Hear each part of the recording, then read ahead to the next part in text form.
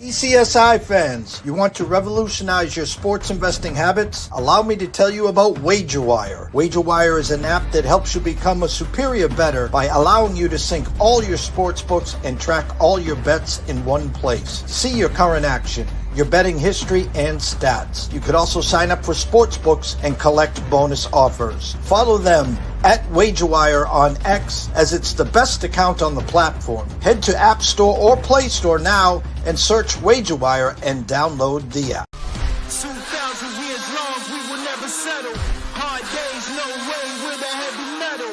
No time, no fail, won't stop here. Like a torch to a flame when it burns hot.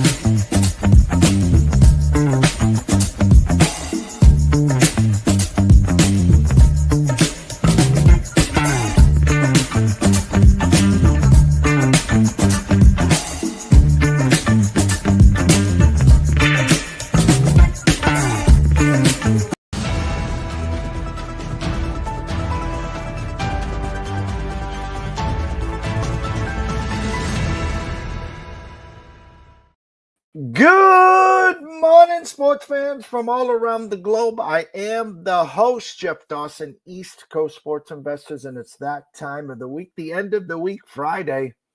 NCAA Insiders. We got 4 men in the box today, so I'm super stoked here. On Masters Week is Will Justin Rose Wilt. I expect him to come back to the pack. Expect some of the iron to get at least close, if not surpass him by the end of the day here. So the headliner today, bigger series this weekend in NCAA Baseball, Arkansas or Tennessee. Great to have Quentin Mills back in the studio as his Florida Gators chomp to victory on Monday. So I'll let him close the college basketball season officially. And we'll start talking some Friday Night Lights here, of course. Shout out to our proud sponsors and partnerships. It's WagerWire. Head on over to Google Play, download the app. It is free. Viva Tequila Seltzer, 6 flavors in all. The East Coast is cuckoo for coconut. And Atlanta Steaks and Seafood. Head on over to atlantasteaksandseafood.com. Place an order today. You could be grilling as early as Monday. So without further ado, let me do this. Mr. Matt Grissom, Mr. Quentin Mills, Mr. Nick Catherine. What's up, boys? Oh, what's up, Jeffrey? Howdy, Jeff. You know, I feel like I bring some good luck. We've been doing this show for 3 years, and there was a Florida baseball team that couldn't hit them way out of a paper bag. Next thing you know, they're in Omaha. Nick Hathcote jumps onto the scene this fall. Notre Dame's in the championship game. All of a sudden, Quentin Mills, and we talked about this for weeks and weeks, if not months. I said Florida Gators look like the best team in the country, fought their way through a championship. I guess Matt's going to be the next one on deck, so we're going to bring him to Omaha this year with his Razorbacks, and maybe they will be winning the college baseball series this year. But Q, wrap up in a nutshell the NCAA. Congratulations to your Florida Gators. I didn't see Billy Donovan coaching. I didn't. I saw Mr. Golden, who I thought would get out coached on Monday, and I saw Kelvin Sampson freeze up like he couldn't move in the last 30 seconds. Bad luck. 40 years of work to get to that spot. Congratulations, Q. Yeah, it feels good. I texted these guys back in late November, early December. I said, look, this team, they've got a lot of returning guys. Pretty much the entire backcourt returned, and they look good and they look promising at 40-1. It was one of the few times where I said, hey, we actually got really good value here, and I'm glad I stuck with it. I know Kelly Stewart hopped on board too, unknowingly that I had texted these guys and we were able to hit. But Todd Golden looks like Billy Donovan back in 2006. If you look at the pictures, they're eerily similar. And I'm hoping this sticks around because it's incredible. Especially for Florida, they're the only school in NCAA to have 3 football titles, 3 basketball, for the most part, a quality baseball team, softball, like it's kind of an everything school, and it feels good to get rewarded, and have coaches that can get you there. So big credit to Walter Clayton, but then, Will Richard deserves, in my opinion, the most outstanding. Like, he kept everybody alive in that final game and let guys kind of catch, their breath, get their legs under them, and play a hard Houston team who is lockdown defense. And Florida stepped up. I mean, they played phenomenal defense as well, especially when it mattered. So, good things are in Gainesville for the basketball team, and I expect continued success under Coach Golden. Yeah, well, big shoes to fill, because once Billy won one, he came back and won it the next year. NIL, of course, transfer portal. Who the hell knows? I got big expectations for Matt and Coach Cal there. Be excited to see how they pull it off. UConn putting the pieces back together, just waiting for Alex Caravan, if he's going to come back or not. He'd be smart if he did, but who the hell knows? We're here to talk some baseball. Friday Night Lights, and the SEC couldn't be brighter. Mr. Hatcoat, what's up with your Vols? Yeah, big bounce back weekend. Obviously, last weekend with A&M didn't go as we expected, but those things happen in the SEC. This league is so deep, and I know A&M, we talked about how they're struggling this year, but like I said on Tuesday's show, that was a team, like at least the offense that we expected all year, and it just happened to be in Tennessee's luck. Matt said it best that it's one day. So Tennessee's allowed one bad day of baseball, and until like proven otherwise, like if this turns into like a longer stretch, then maybe it could be worrisome, but I still trust this team. It's still the best pitching staff in the country. Stats say it. Offense is still top, what are they, 3 now, Matt, I think. And weighted runs created plus. I think they got passed. I think Arkansas passed them this week. But yeah, it's still a great offense. Now let's see. They travel on the road again, down at Ole Miss, who has been a surprising story so far this year. They haven't made the tournament the last 2 years. Everybody's worried about this Ole Miss team coming in. I mean, they weren't top 20. I don't think they were top 35, top 40. Now they're a top 10 team in the country. Pitching staff has been the biggest surprise. Like, the offense isn't that surprising. They can always hit there. But the pitching staff, even after Hunter Elliott on Fridays, has been very surprising. So it'll be a good test for Tennessee to go on the road. I know they're favored like minus 220, I think is what I just saw today. I think that line is probably correct with Liam Doyle on the hill. But yeah, it's a big weekend for Tennessee to answer. Tennessee down to 6th in weighted runs created. Season's over. Yeah, they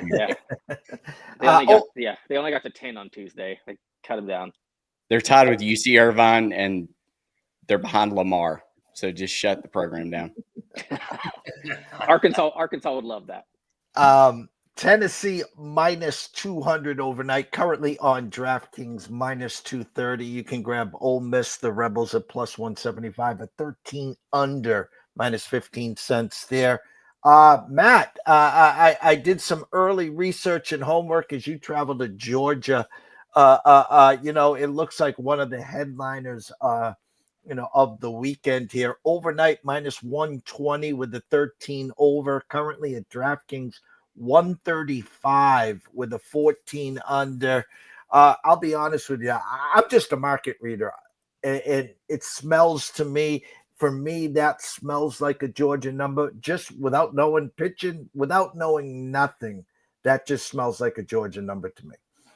Yeah, I think Georgia takes the series 2-1. It's really hard to win on the road. Georgia's really good at home. These offenses are very comparable. They're both going to put up runs. The question mark is Georgia's pitching staff, and I feel like I've talked about it for the last month, but they just give up way too many runs. So I think if Arkansas can capitalize and their pitchers are on point, Arkansas should make it tight. But I think at the end of the day, it's going to come down to, can you win on the road? They did in Vanderbilt. They did in Ole Miss, but this offense is a lot better than those two teams. Well, Q, you are the lucky one of the bunch here, because I'm scrolling through wagertalk.com and I see this team called Missouri traveling to Florida. Do we even need to play these 3 games? I mean, we do, because last year we said the same thing and Missouri swept them. So there's no guarantees when Florida and Missouri match up. 2-game win streak. It's been a good long while since we've seen that in Gainesville. Hopefully it sparks the team. Sully, obviously, he's the head coach. He's a lot higher on these guys than I am. They're his boys, so you expect them to, defend them till the end. And he said, "Hey, look, we're in a similar position as we were last year. They haven't given up, and neither are we, and they feel like they can turn it around. So, as much as I may not think so right now, I'm glad the team does. I'm glad, they're motivated. If we can get a sweep, I think it's, a huge confidence booster. I think the series win against Florida State now, is it's monumental, I think, is an easy word. I mean, if they lose that game, I think the season's over. So, hey, listen, we're still on life support. We're still in the ICU, but maybe we get a sweep here and we'll come back down to the main inpatient floor. So we'll see. Friday Night Lights, big series all around the land here. Before we dig into a couple selections from each of you, Nick, is there anyone now? We're past the 2-month point here. We're getting closer to the end of the regular season, the conference championship. You got your eyes on someone that you think starting to peak at the right time, and a team that you might be fading? Fading, I still have to say Kentucky. And I know we have a lot of Kentucky fans that follow our show. They've been scrappy. It's sort of like it's Nick Mingione's kind of key to success there. He can't recruit with the rest of the SEC outside of Mizzou. And like they kind of get portal guys stolen. Like you look at what's the guy that went to Georgia who killed like their best, McCarthy. Mark McCarthy was their best hitter last year, second best hitter, is now the 4-hole hitter at Georgia. So they can't even like keep their best players. So it's tough for them. They've been scrappy. So I will give them that. I still think they're a tournament team. They get Texas this weekend. I think eventually the wheels are going to fall off. They've been in so many close games that I think about half have gone their way, half haven't. I think the talent will eventually catch up. Like I said, I still think they're a tournament team, but they're probably like a 3 seed and not like a top half of the SEC like they've been kind of like playing. Matt? I think Ole Miss, Georgia Tech are two teams that are kind of sleeping that you can get odds that are very good still. I think in the plus 4,000, plus 5,000 range. As far as a team I'm fading, I think if you're going to try to bet into the futures market at this point, stay away from your big three, Arkansas, LSU, Tennessee. I hope you all got on those numbers before they got down. I saw Arkansas as low as plus 310 at Bet Rivers. It's now plus 500. Like, that's ridiculous. Just bet them to win the regional and super regional, and you should get better odds than that. But like Nick said, I think Kentucky, there's a lot of pretend good teams right now in the SEC. I think Alabama, Oklahoma, both were kind of those two teams that were shockingly good in the beginning. We'll see if they can continue that success as the season prolongs. It looks like just between injuries and pitchers getting tired, they're not going to be able to perform week in and week out in the SEC. Like, I think Kyson Witherspoon is now hurt this weekend. So just something to monitor. He's pitching tomorrow. Okay. Instead of Friday. He had back spasms yesterday. And they want to get his full 24-hour pregame routine. Stuff like that's going to be pretty common, I feel like, throughout the rest of the SEC schedule. So just keep an eye on it. These teams, the odds are slow to fluctuate. So on Mondays, that's when you want to look at it after the weekend. Don't buy too high onto a team that had a good weekend, because chances are they're probably going to have a bad week after that. Anyone you got in the fade pocket?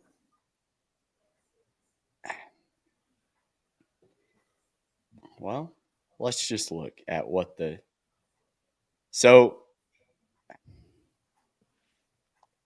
you've got Georgia at 11-1 right now, Vandy at 20-1, Oregon State at 18-1, Bama at 20-1. I wouldn't play any of those. If you want to fade one, just take your pick. I mean, I think a lot of the mid-tier SEC teams are not going to be able to make it through a regional and super regional. Q, anyone you might want to add to pocket, someone that you think starting to peak at the right time, and of course fade. I mean, I would say, of course, we're long past fading my Yukon Huskies at this point. But anyone you see, just it's not going to happen. I'll give you two teams I'm holding on. I wouldn't necessarily say buy. I'm holding on A&M and I'm holding on Virginia. I said that last week. If they can continue to win some series, like they have the talent to do it. A&M, that was a gutsy win last night. Caden Sorrell, we joke like, how can one guy with a stacked lineup be that, detrimental? And I mean, we're literally watching it like 1 through 8 was still great without him, but that 9th guy was Caden Sorrell, and they needed him, and it's really sparked the team. And they have the pitching staff to do it. They need the bullpen to kind of tighten up, but the arms are there. We know those guys. We're familiar. We know they have the ability to shut guys down. And then Virginia, again, same thing. Like, they can hit with some of the best teams in the country. They show flashes of true greatness. I mean, they were number 2 preseason for a reason. I think a lot of people within the country and within college baseball would agree with us that they were one of the top teams. As long as they continue to win, I think they have a slightly easier path in the ACC than Texas A&M does. But those are my 2 hold teams. Let's see what they do. Fade, Matt hit them both. Vanderbilt was probably on my number 1. They have quality pitching, but in reality, like, if Florida was anything more than a pulse last weekend, they win. I mean, Florida left 35 guys on base in 3 games. If a third of those score, like, Florida wins 1 or 2 games. So I think that's telling that how bad Florida is. They still were sort of in the games until late. Vanderbilt has pitching, but again, Nick and I have said it all year. Like, I don't necessarily trust the offense to really carry them that long and on that road. And they have a weekend or 2 where they look good, but to me, they just don't have the horses for the long haul. Kansas is another team that I would buy into if you haven't yet. I think they play TCU this weekend. You may get better odds. They're 100-1 to win it all. I don't think they could win it all, but they're probably going to win the Big 12 if they continue this trajectory. They're a team that's pretty salty. Yeah, I'll add fade-wise, and for just a group, I think the non-Power 4, I think, can be faded right now. I know it's always a great story going into a season and like kind of the first half during non-conference where it's like, hey, maybe we'll get like 3 or 4 Cinderella-type teams. I don't, at least like top-wise, I don't see it this year. I mean, right now at the top, you got to think between Dallas Baptist, Southern Miss, Troy, Coastal. I'll put them in a bucket where it's like they're good, but do I think like one of them might host because their RPI is going to be good enough and they'll win the Sun Belt? But I don't think they can really make noise. Like, they might win a super, but or they might win a regional, but not a super. The only one right now that I would say has a chance would probably be UC Irvine, would be the one that I would put like the highest up as a form of mid-major. But even then, we saw that last week when they faced Oregon State, they got beat 2-1 in a series. So it's like, I would just say that in a nutshell is kind of, doesn't seem like it's going to be that type of year, and it seems very top heavy. All right, we're going to go to a quick 2-second commercial. Q, you are up with your selections for Friday Night Lights and weekends. Stay tuned.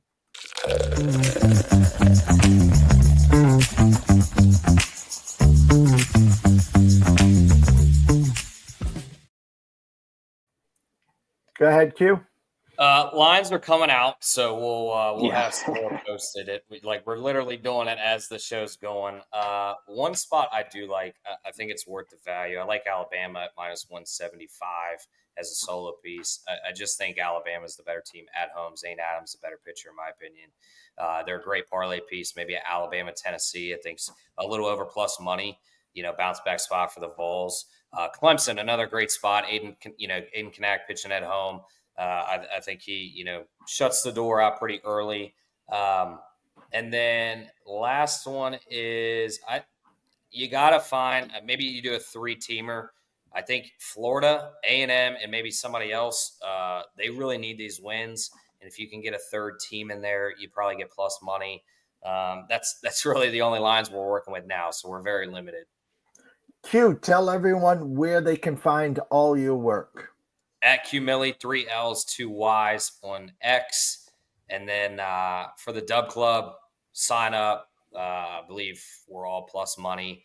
It's we're having a good season. Just ride with us. And, we're doing our thing, and we hope you can join along and ride it out. Hugh, have a great weekend. I know you have some other business to attend to, and we'll catch up with you on Tuesday if possible. Take care, Jeff. I'll see you Tuesday. Take care. Quentin Mills, go follow him at Q Millie. That's 3 L's, 2 Y's. Quick commercial break, and Nick is on the on deck circle.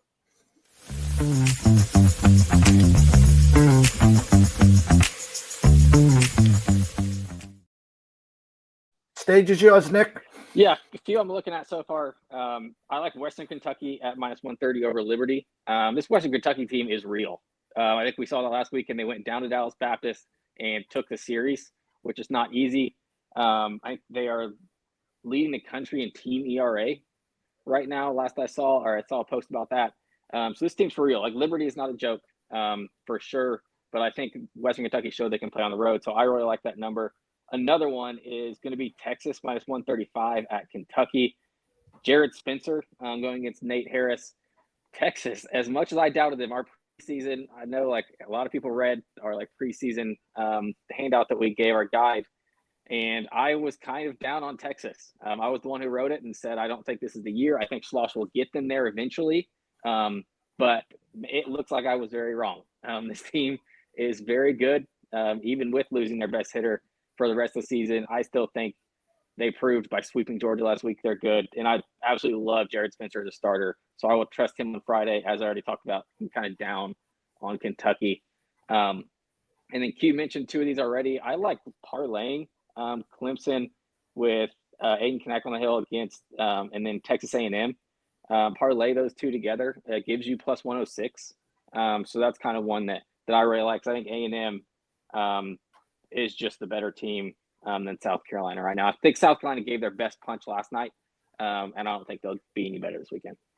All right, stay tuned. Matt is the final stir that's going to stir our coffee here and get us to the winner's circle. Stay tuned.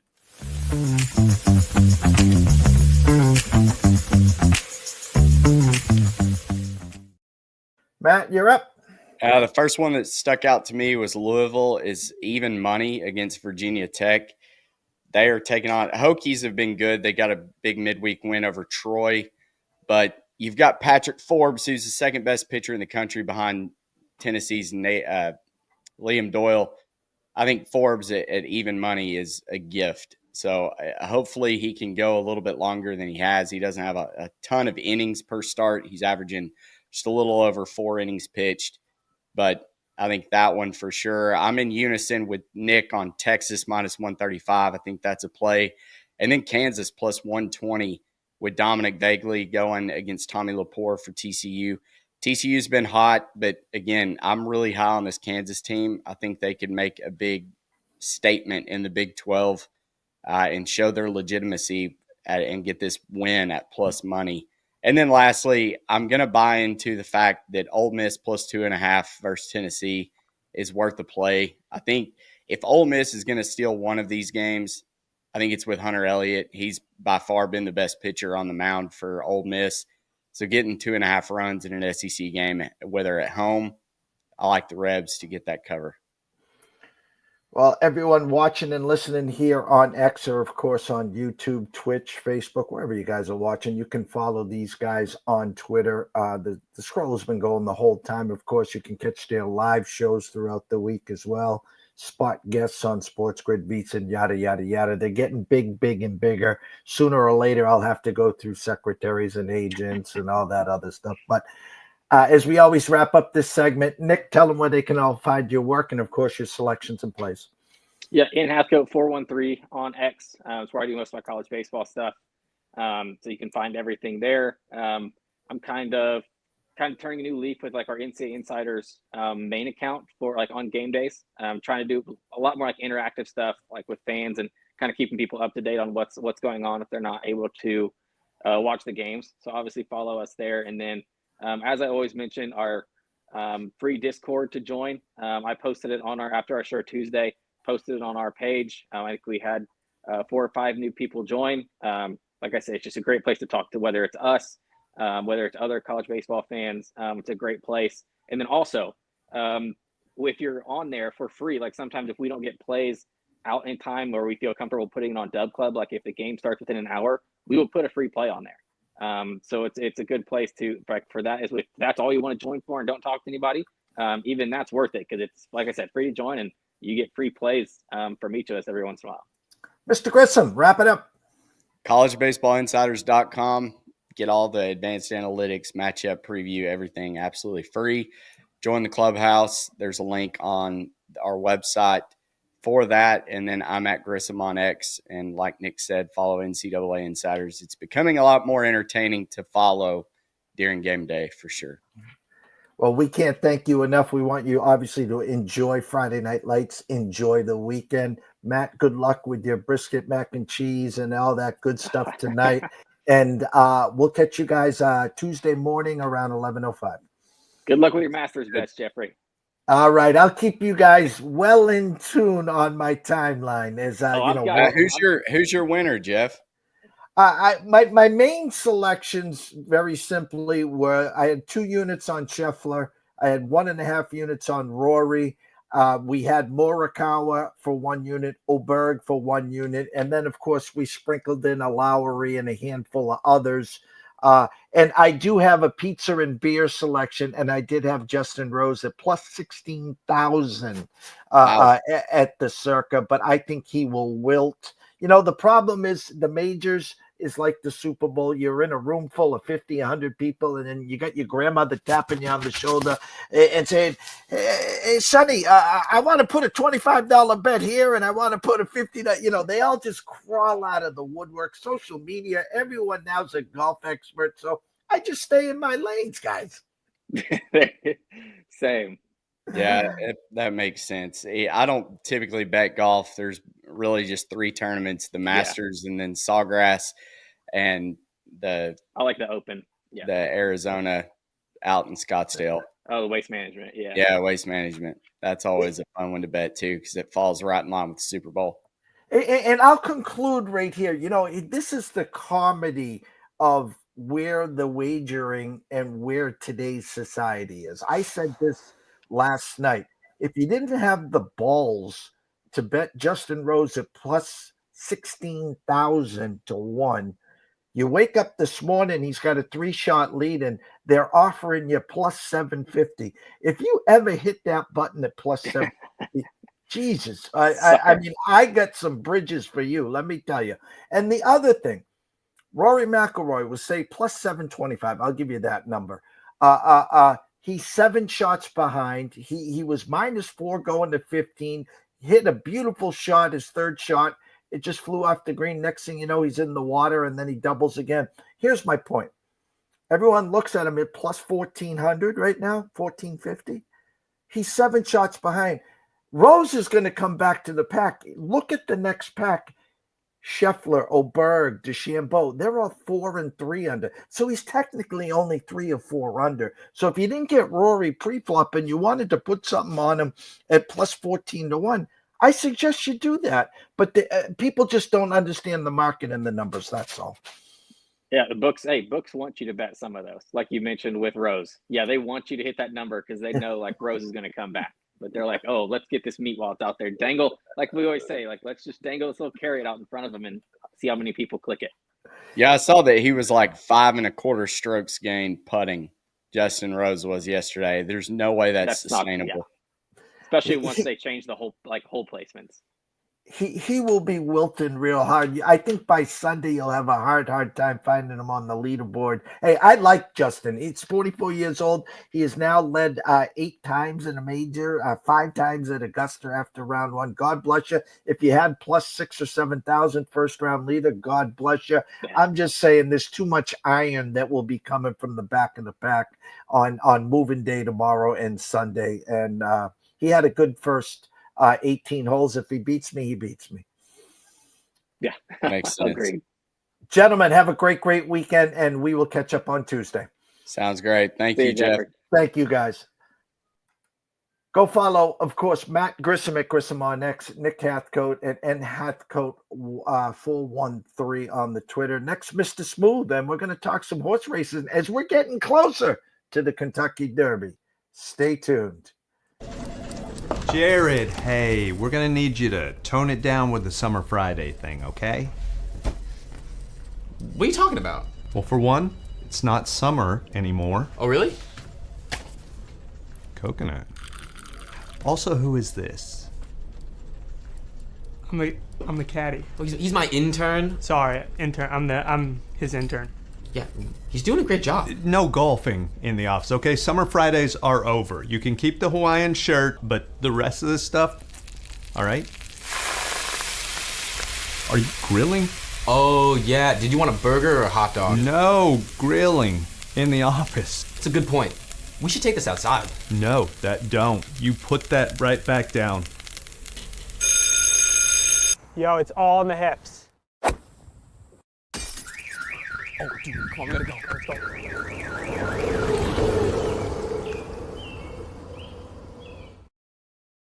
Another weekend closer to the Kentucky Derby. Let's bring him on. Mr. Smooth himself, Sean Alvarez. What's up, Sean? Jeff, one of my favorite weeks of the year. We're not going to really dive into it because obviously it's going on. But if you know me even a little bit, my favorite sport in the world is golf. So the fact that Augusta's going on right now in the Masters, my favorite time of the year. And it's funny, I was backstage listening to you and Matt talk about Augusta, and Matt and I and our good friend Jim had almost the exact same conversation last night. He got Justin Rose at, I believe he got 14,000, not 16. Didn't get, the best of the numbers, but obviously in a good spot there. But even Matt brought it up last night, and he says, I only bet 3-4 tournaments a year, but he knows that 5.5 strokes putting, strokes gained on the putting green at Augusta is definitely not sustainable. And if you look at the correlated course key stats to win at Augusta, putting actually ranks 51st compared to other PGA Tour courses, and they don't play that many courses a year. So it's not putting isn't necessarily a stat that you can win Augusta or win the Masters with, but you can definitely lose it. So it will definitely be interesting to see if Justin Rose can keep that up. And, I apologize if I'm spoiling anything, but he's 1 under through 9 right now, and playing well, putting well still. So we'll definitely see how that goes. And even our buddy Jim said I was mean by saying this, but I'm looking forward to Augusta showing its teeth this weekend. It may not show it this today, but with the winds picking up, no rain in the forecast, I really think that Augusta is going to show its teeth a lot. And like you've said, I do think that we're going to see Justin Rose come back a little bit. And I really do like that Rory bet, or even if you can get a good bet at Xander right now. Xander's 1 under, he's 7 back as well right now. So there's a lot of value to be had, even going into the weekend after this round at Augusta. But I'll leave it at that. I can't help but talk a little bit of golf. But now we'll get back into 4-legged animals running in an oval. Well, I'll follow up. As Matt does say, yes, Xander was part of our pre-flop card. I've said it 1,000 times. This will be 1,001. Go back to last year's Masters. Go back to Sunday. Go back to the 11th hole on Sunday. And that's when the tournament officially begins. The back 9, of course, on Sunday of the Masters. And there was 3 guys at the top. Mr. Oberg, Mr. Morikawa, Mr. Scheffler. And Oberg had already come onto the scene. So he was really trying to make a statement. Splashdown. Morikawa, who was not in form at all of a sudden the light bulb come on. He goes splashdown on 11. And of course, Scotty's just sitting there from behind, and he plays the perfect back 9. Because, again, there's certain holes you can score, and there's certain holes you take your par with pride. We had DeChambeau, who ended up finishing 6th as well. And listen, I'm going to say something to everyone watching and listening. Whether you're just a fan, a spectator that want to get involved on the majors, or you follow certain people. We have Brady Cannon on here every Wednesday. He does a lot of work with Sports Grid. If you follow people on VSiN like Wes Reynolds, my point here is stick to your guns, stick to your gut. Last year we had DeChambeau, and I was going to add him to our pre-flop card. Then I start listening to some of these experts. Well, he was the first round leader last year, but his 9 of his last 10 rounds at Augusta over par. And the more you listened, it sounded, hey, Rahm has been a machine on Live Top 10 the last bazillion times. Well, we know Rahm can come back. We know if he gets in the form. You talked about his Xander, who's probably his 5th tournament since coming back with an injury, 4th or 5th tournament. My point is, you can't win the tournament on Thursday. You can lose it. Just ask Nick Dunlop, plus 18 after one round. But my point is, there are so many guys lurking. So the moral of this sermon is, get in, get out. Do not get caught up in the quicksand and the live betting, let's say, like on DraftKings. Yeah, and I mean, you really don't need, that big of a card. Have a couple things to root for, maybe a couple outrights, get a little bit of value in a top 10, top 20, maybe look at a matchup. But, I definitely think that, maybe not the talking heads that are on ESPN and Golf Channel, but I mean, for one, I definitely am very confident in my own golf betting and golf handicapping. But, when you and Brady were on with, your 2 green jackets, and I'm pretty sure Brady was in the Sports Grid studio, so you can't say that I wasn't tuned in. Definitely lean on people that, really pay attention to the PGA Tour and, are good handicappers with it. You can really get caught up in the big names, especially, when you're leaning into majors, but, really lean on to people like, I don't want to pump myself up, but myself and, the likes of Brady Cannon, Wes Reynolds at VSiN, we're really looking into, correlated key stats that you really need to do to win at specific courses or specific tournaments. So don't get tied up with, well, it's Scotty, Scotty was so good last year. I'm just using that, as an example. Obviously, he's the number 1 player in the world for a reason, but, what about Max Homa, right? I mean, we all love what Max does on Twitter. He's hilarious. He's obviously won tournaments, but, his game is severely struggling. And if you're really just paying attention to names and, just following it here and there on Sunday, you can kind of get caught up in some bad bets. So definitely lean on, people that really pay attention to the PGA Tour or live in the European Tour and really dive into those correlated key stats. Before we jump into Keeneland race number 8, and then we got Keeneland race number 9 this weekend here as we get closer to the Derby. You talked about our horse. I didn't see the race Forever Young. I did catch someone say he did not win. What happened in that race? Yeah, I mean, he didn't run his best effort. It was definitely not his A game. The pace didn't really play into his favor. And, I can't recall the name of the horse that won. I want to say it was a Japanese horse, but just ran a great race. And, it's one of those where, you just kind of have to tip your cap and, it wasn't Forever Young's day. And, like I said, the winner of the race ran a big race, probably the best race of that horse's career. And, you can't dwell on stuff like that. You got to, move forward, get back in the training grounds and, circle that next race. Probably not going to see him in North America.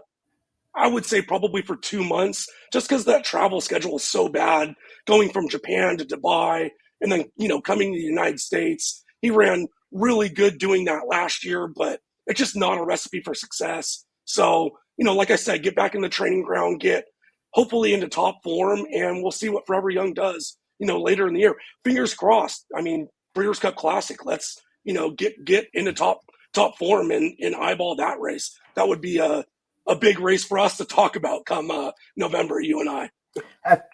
Have to give a shout out to good friends Emil and Danny from Alberta, Canada, and I screwed that up. I apologize. Sent us a great email and thanked you, Sean, for the exacta last weekend. He's a big follower of you on the horse races. I wanted to circle back. I think he took a quick peek at Wager Talk, was unsure if you were just offering weekend cards or anything like that. So I wanted to give him his props and your props on a nice hit last weekend. Yeah, I definitely appreciate that, and I appreciate the people tuning in and spending their time of the day, listening to us and breaking down horse racing. As far as what I put out at Wager Talk, Wednesday, Thursday cards, I really don't. Trust me, I would like to get as many sales as I can, but I just feel bad putting out cards on Wednesday, Thursday that really just don't hold a lot of value. If they reach out to me on Twitter, I'm happy to break down a race or two for them if they are confused about a Wednesday, Thursday card, but I really lean into Friday, Saturday, Sunday. And then also on top of that, I've got, golf and baseball up as well. So I don't want to spread too much time out and really want to make sure that they're getting value and, we're cashing tickets, for anybody that's buying my packages. And, with that, kind of leaning into the races that we talked about going over today, obviously with 2 stakes races going on at Keeneland tomorrow, that would be the obvious choice. Let's go over the grade 3 race. Let's go over the grade 1 race. But if people are spending the time out of their day to listen to us, and definitely appreciative, I don't want to go over, a chalky race. So that's why I leaned on the 8th race, which is an allowance race. And then the 9th race, which technically is a Kentucky Derby prep race. None of these horses can get into the Kentucky Derby with the points available. So those are the 2 races we're going to break down, really just trying to get a little value for people that, we're thankful spending time listening to us on the show. And not to pat myself on the back here, okay? Because again, I used to be the race informed guy. I used to, when I did the dogs, I would study that book.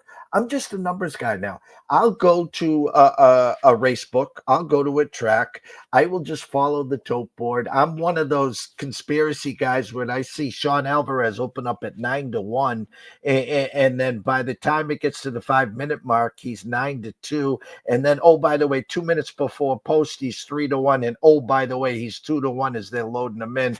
I usually follow the wise guy theory there, and I usually do pretty well. But when you ever told me that they're shipping Mike Smith cross country and he's got the one hole, the post position 1, other than Calvin Borrell, I mean, can you get a better setup than that?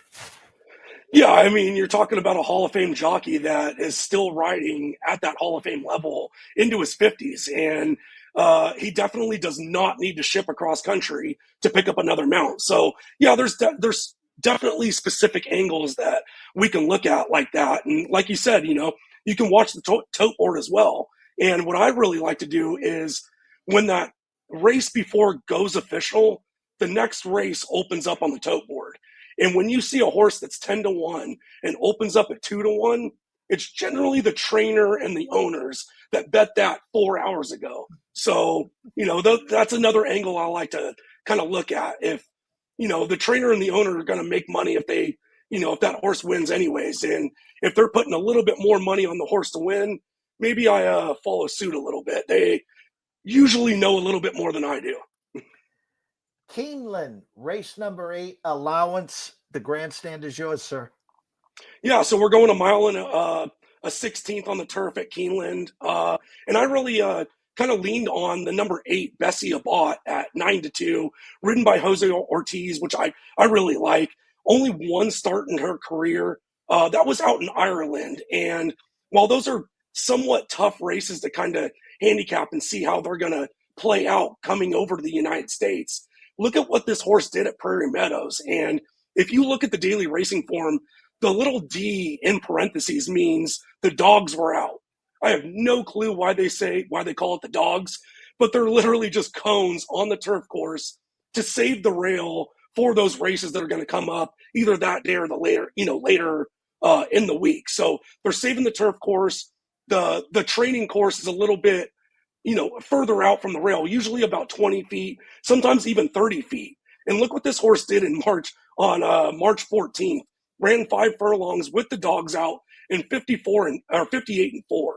That is extremely quick, even if the dogs aren't out. So obviously training really well going into this. Mark Cassie doesn't train his horses really that fast. So the fact that she ran a bullet running that quickly, I like what she's doing coming into this race. And if we can get 4.5-1 or even around that, I really like that as my top pick. And then my second choice is the number 11, Al Jafara. If you've tuned into the show, you know I love Flavien Prat. First time being traded by Chad Brown, coming over from France with 2 races in her career. And Chad Brown has plenty of horses in his stable. He's not just going to take another filly just for the sake of racing her. So obviously Chad kind of saw something in her. And not only that, you get what I think or feel is the best jockey in the country in Flavien Prat. And Flavien or jockeys and their agents they're handicappers as well. They're obviously looking at, horses that they can win on. And obviously Flavien sees something. He wouldn't be going across country to Keeneland to ride this horse if he didn't see fit. So those are going to be my top 2 choices. Going to kind of float over my third and fourth choice. My third choice is actually on the also eligible list. So not in the main field, going to need at least 2 scratches, but it's the number 14 Anel at 12-1, ridden by Luis Saez. And again, Luis Saez is one of the top jockeys in the country, wouldn't be riding this horse if he didn't see fit. And he's going to get a really good middle ground type of trip, sitting off the pace. Hopefully they go a little bit quicker, and nothing against Jersey Joe Bravo. That's who's ridden this horse the last 6 times out. Gets a little bit of a jockey upgrade with Luis Saez. So I like the number 14 Anel at 12-1 if she can get into the field. And my fourth choice is actually a big old bomb at 20-1. It's the number 10 Eunomia. I don't know. I've been practicing that name all morning, and I still can't get it right. Javier Velasquez sees fit to ride this big old long shot, and she's never ridden or never ran on the turf course before. She's got 4 starts all on the dirt, but if you look at her lineage, she's by Tis the Law, who's by Constitution. She's out of Speedy Vanessa, who's by American Pharaoh. She just exudes turf pedigree. She should love the turf.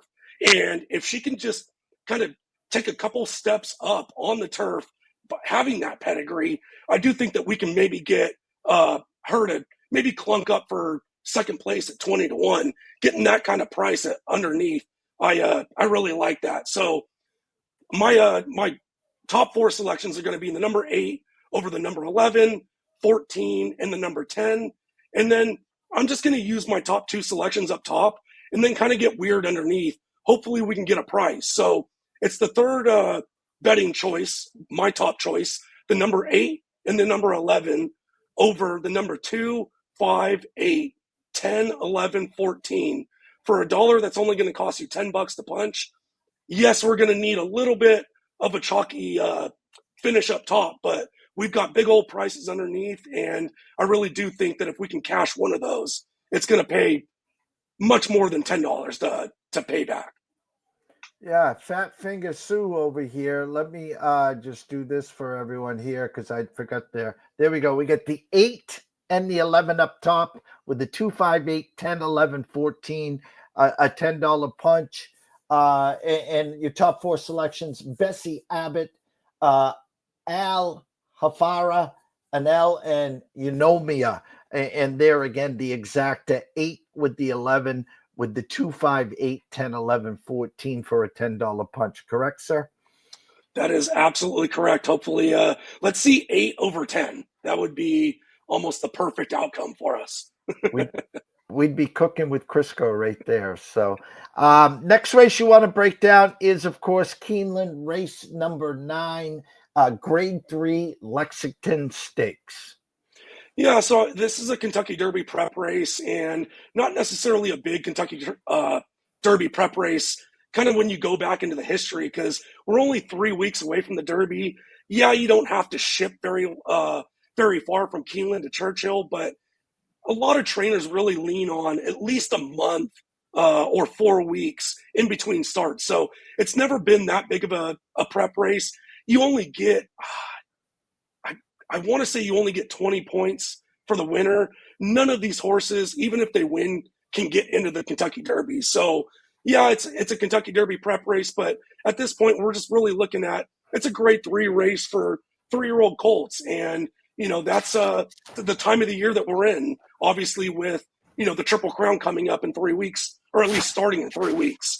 So my top pick is going to be the number 3 Bullard at, again, 9-2. So 4.5 to 1 if you're not familiar with the horse racing odds as far as the 9-2 goes. But this is a horse that's shipping out from Southern California and won the Bob Hope at Del Mar, going away by 4 3/4 lengths.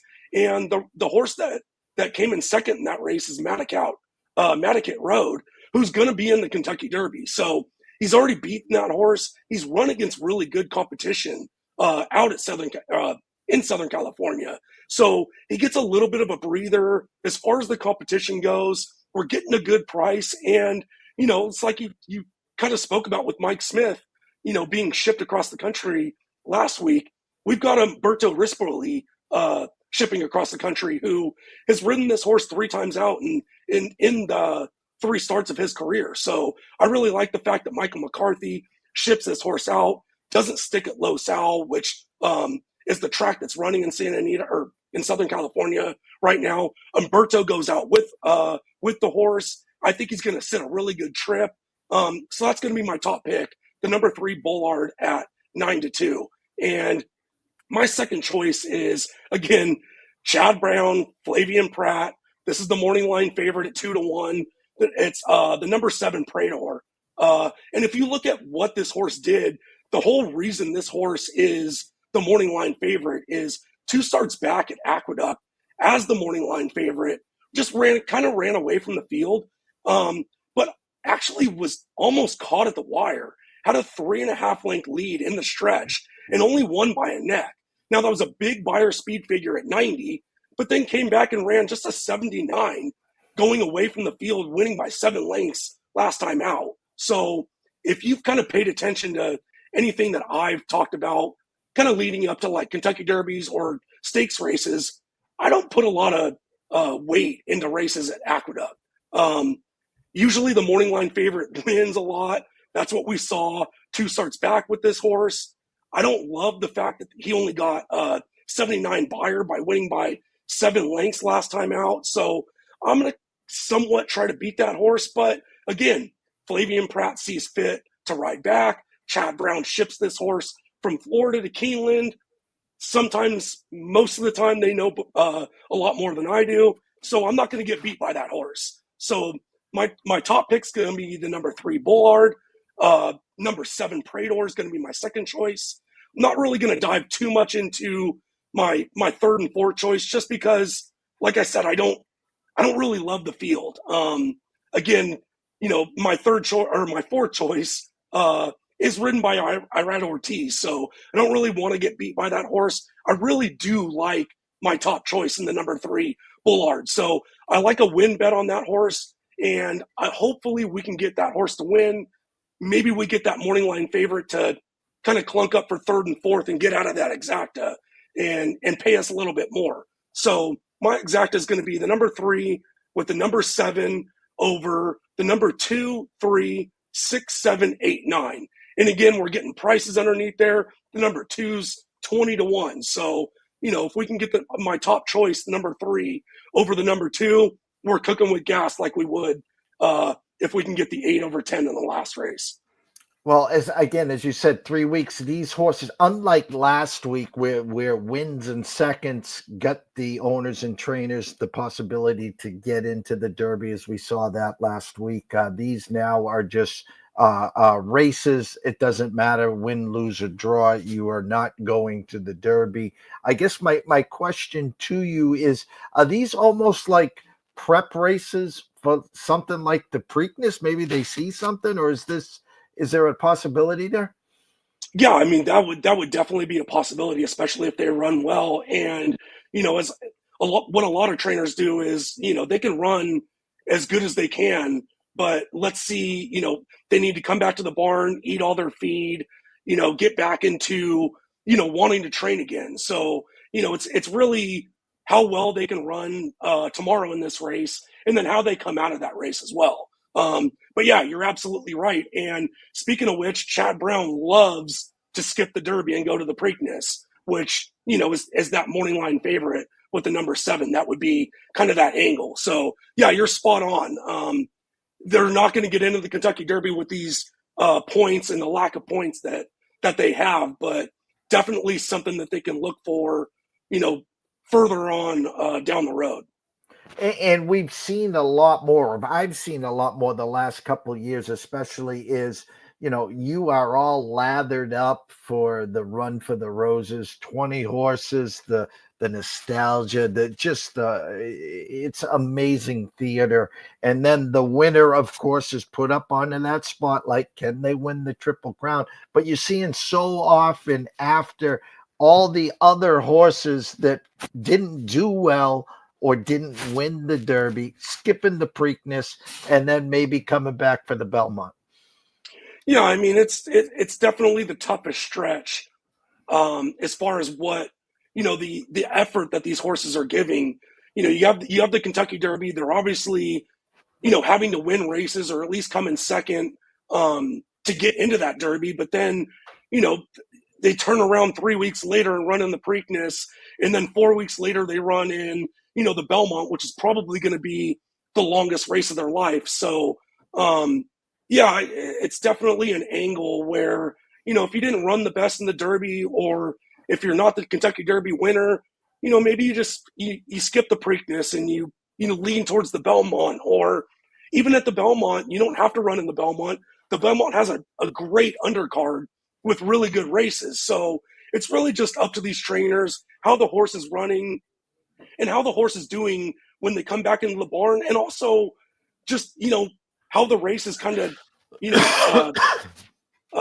lean towards the horse's running style.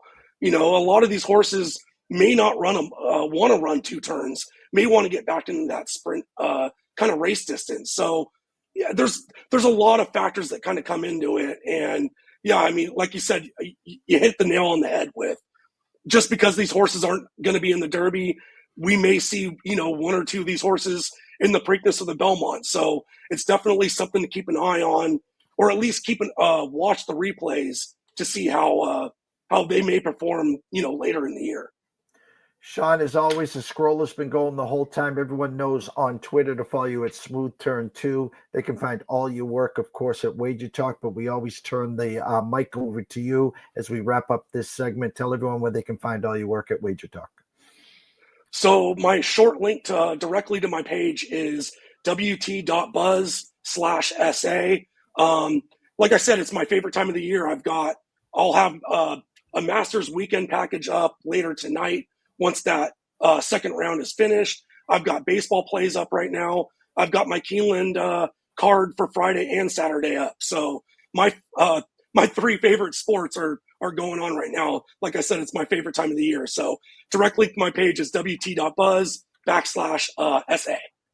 Well, we can't thank you enough as we get that closer to, of course, the Kentucky Derby. We'll have you on in a couple of weeks, of course, for the Kentucky Derby and any other big stake races that do come. Next weekend, I will be in Albuquerque, New Mexico. I don't know if there's any horse tracks out there, but I don't want to think see Rio Doso Downs. Yeah, New Mexico. But it is in Rio Doso Downs, New Mexico. I don't know where that is to you, but it's a quarter horse track. It's blink and the race will be over. So not necessarily something I would say go to. Similar to they call it Los Almitos, and that's all I know it is Lost My Wagers Almitos. Yeah, I don't even call it that. It's Los Al to me. But honestly, I grew up betting it. Nighttime racing it on Friday. Sean, go enjoy the Masters. We thank you so much. Best of luck this weekend, and we'll catch up soon. Absolutely. I appreciate it. Sean Alvarez, go follow him at Smooth Turn 2. We're going to take a quick commercial break, and we're going to wrap it up. Stay tuned. Welcome to Good Food. At Atlanta Steaks and Seafood, you'll find the highest quality meats from a variety of delicious cuts, tomahawks, salmon fillets, ribeyes, and plenty more to choose from. With an easy-to-use, mobile-friendly website, selecting your pick of meat is made quick and easy. And don't forget, worrying about your dinner is a thing of the past. Check out some of the amazing subscription packages that Atlanta Steaks and Seafood has to offer. From fresh steak and seafood straight to your door. Order online at atlantasteaksandseafood.com. Oh, what a way to start a Friday. NCAA Insiders, college baseball. All the odds are up on wagertalk.com. So if you're a college baseball guy, please head on over to there. And of course, the one and only Mr. Sean Alvarez at Smooth Turn 2. Breaking down 2 races at Keeneland. He popped the exacta last week. Hopefully we can grab another exacta or 2 there as well. Again, shout out to Emil and Danny. Love you guys to death. 1:30, Scott Webb will be back at Webby 20 MLB. We're going to talk a huge baseball card. First pitch around 6:05. So we'll be back around 1:30. And currently around 4 o'clock, the closing bell. Keep your eyes on there. So for myself, Jeff Dawson at EC Sports Invest, we want to thank you. Big shout out to the NCAA Insiders, Matt, Q, and Nick, and of course, Mr. Sean Alvarez. Everyone have a blessed morning, and we'll see you soon.